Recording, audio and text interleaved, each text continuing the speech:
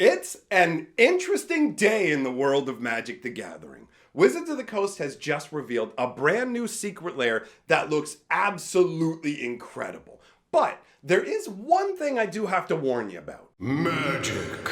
I am a wizard! History. I'm an old wizard! The magic historian. My bones hurt. Greetings,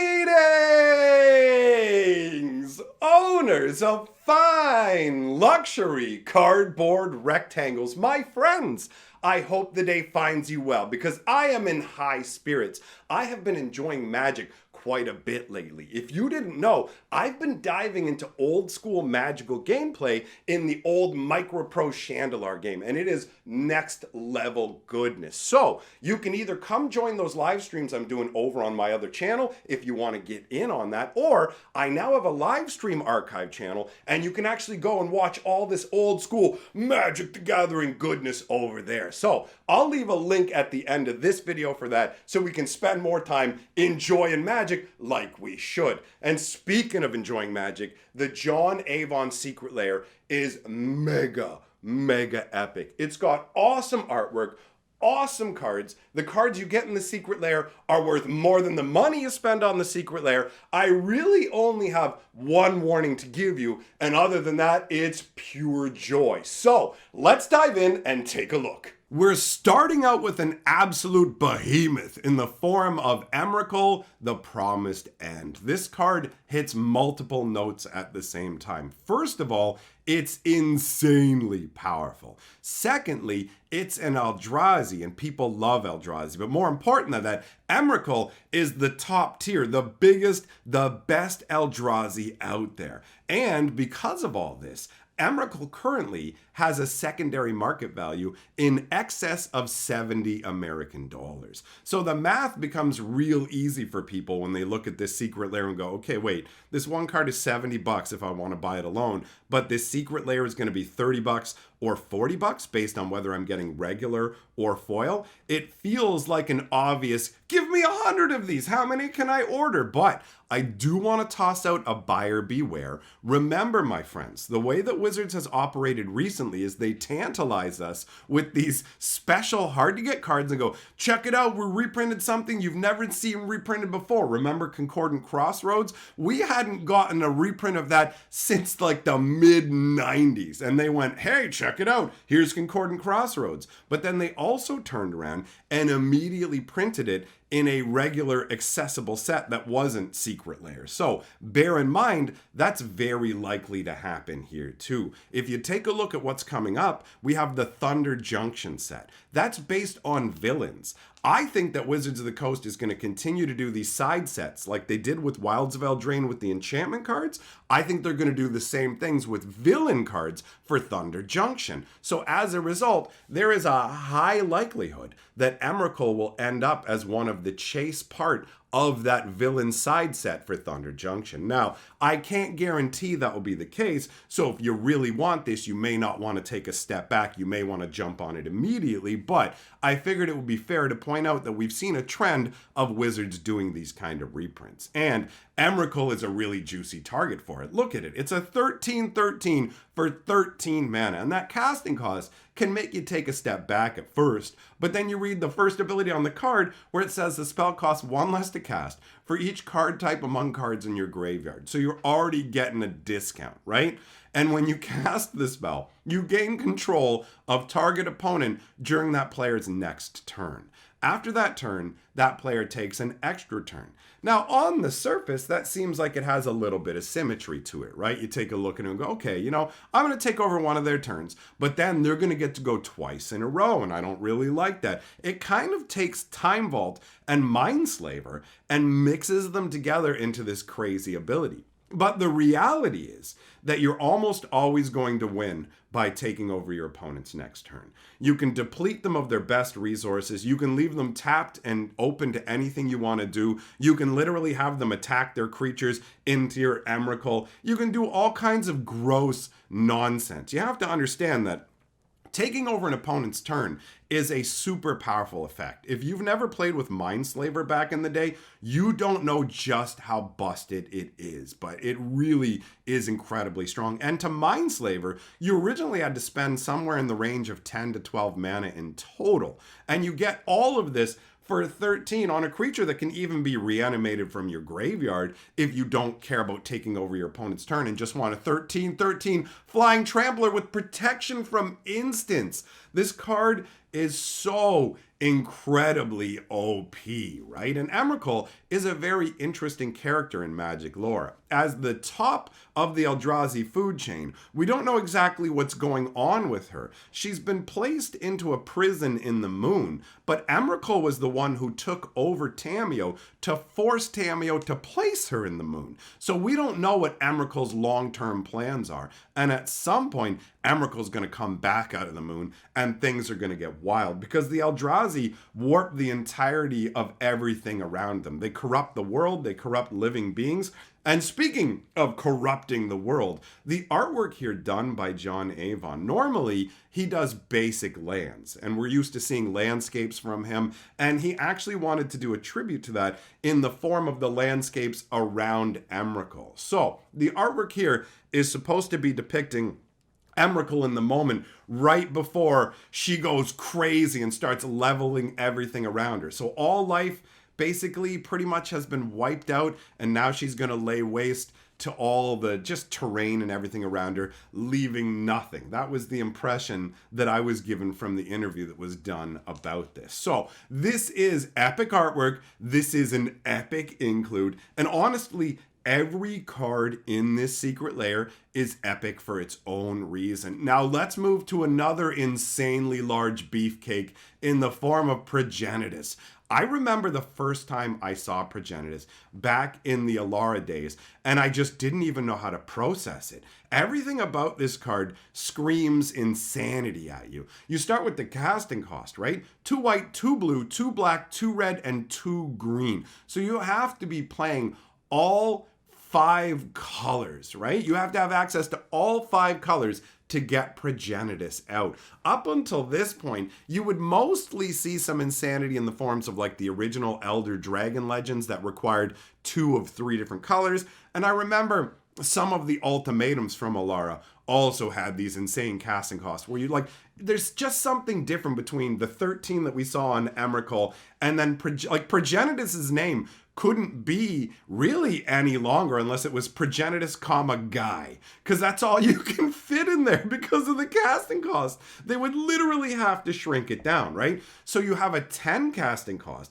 and then you have 10/10. And back then, 10/10 was pretty much as big as it got, right? There might have been 1 or 2 creatures that had a slightly higher toughness or power, right? We had Phyrexian Dreadnought, but a 10/10 was not something you would see regularly. And protection from everything. That made my jaw drop. I'm like, from everything? How does that even work? Your mind starts to reel at the possibilities, and you're like, wait, does that mean he can't use equipment too? Like, there's a bunch of positives to it, and there's some negatives as well, but I just consider that to be adding more flavor to Progenitus, right? He is such a crazy, he's a Hydra avatar. He is the avatar, I think he's akin to a world soul for Alara, right? So he's this avatar that's hooked into the life force of the world itself. And so as a result, he's basically immune to magic, right? So he can't be enchanted by your opponents, but also you can't lay beneficial enchantments on him. They would just slide off and melt away because of the pure essence of his insane avatar aspect that's tied into Alara. It's such a crazy concept. And I love the fact that we have a different perspective. The first time we saw Progenitus, he was shrouded in mist. He's in the background, and you see him from really far away, almost like the beginning of a monster movie. And it gives him this epic sense of scale. And now we have another angle that we get to see him from, right? It's pretty amazing. You look at it, you're down here on the ground, but look at what's going on with the landscape. You have Progenitus, who's up there. And I really enjoy the fact that just like the original Progenitus, he showed in this muted, hazy kind of way. He's not some big, bright, colorful, five-headed dragon like Takasis, right? From Dungeons and Dragons. He instead is this gray, almost world-ending presence that can't be stopped. And there's just something that I enjoy about the immensity of him and the muted tones of the color. But you look at the landscape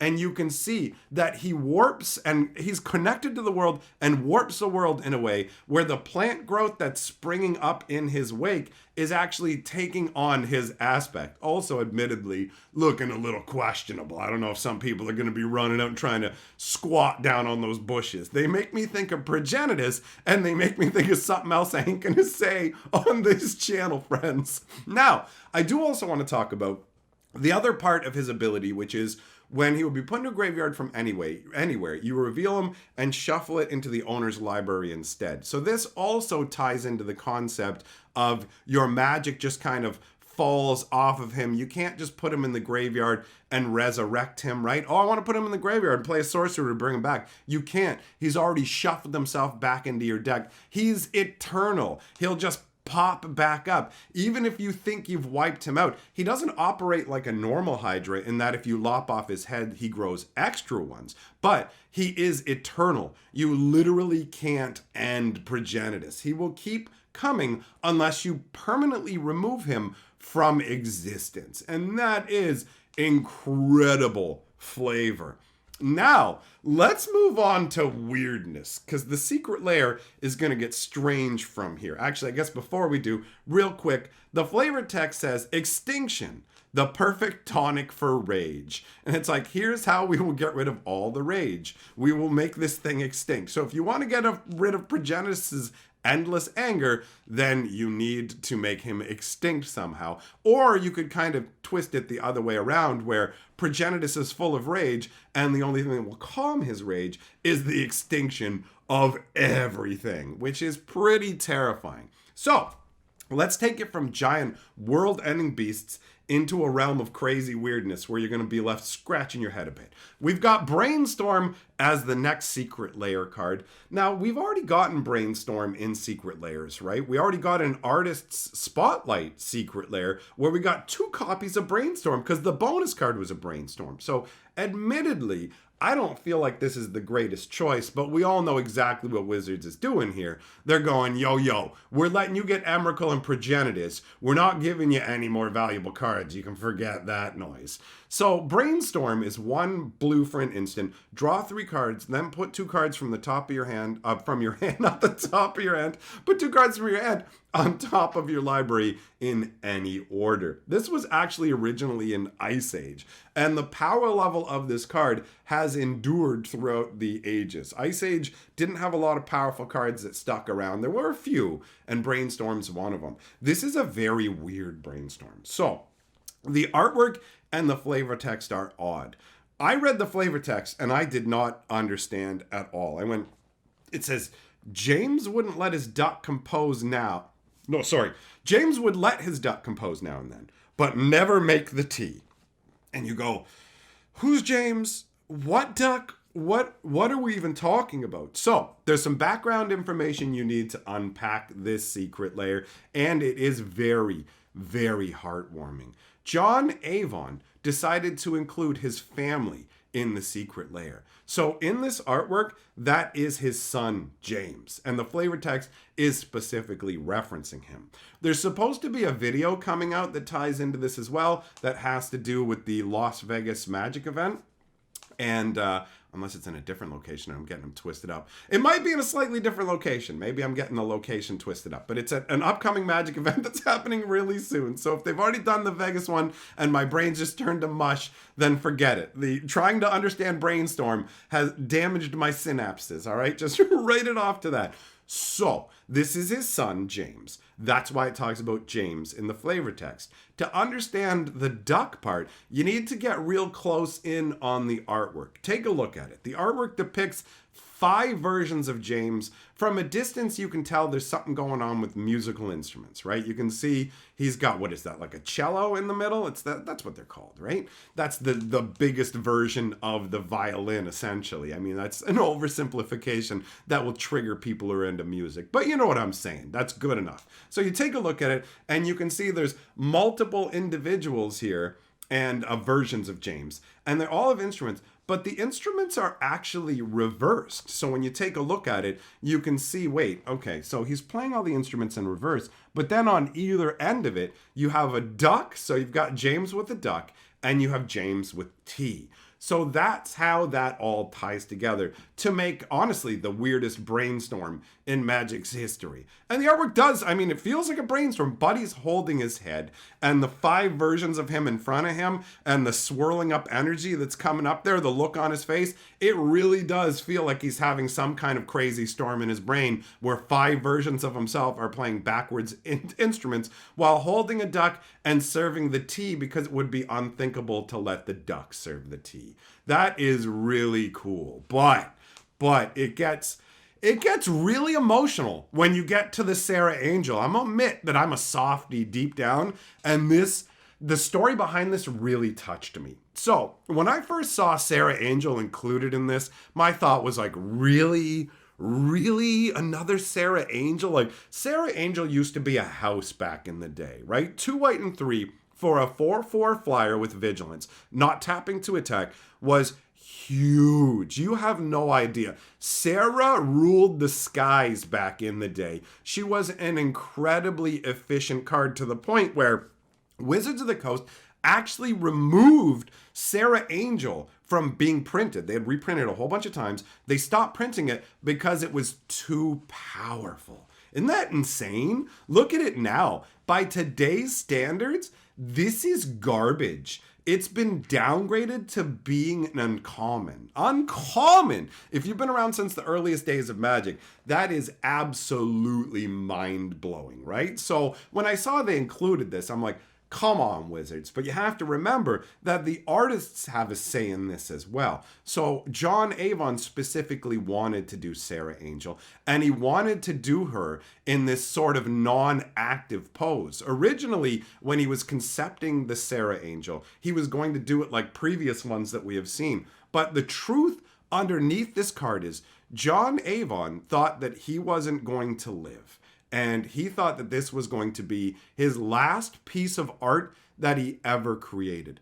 So he dedicated it to his wife. This is a depiction of his wife, and the story talking about it, and just the ideas that John Avon thought, like, I really love my wife. So this sort of connection, the idea of thinking like you want to do one final tribute, thinking that you're not going to make it, that you might be heading off to another realm of existence soon, but the last thing you're going to do is a tribute to your wife. And I mean, look at how beautiful this card is, right? She's standing there resplendent, arms flung wide. The sword they're showing she is most capable of bringing force, but has no intention of doing it. Now, the people who are depicted in the forefront of the artwork are being granted healing energies from her. That's the idea behind it. So she's here in a defender and restorative role.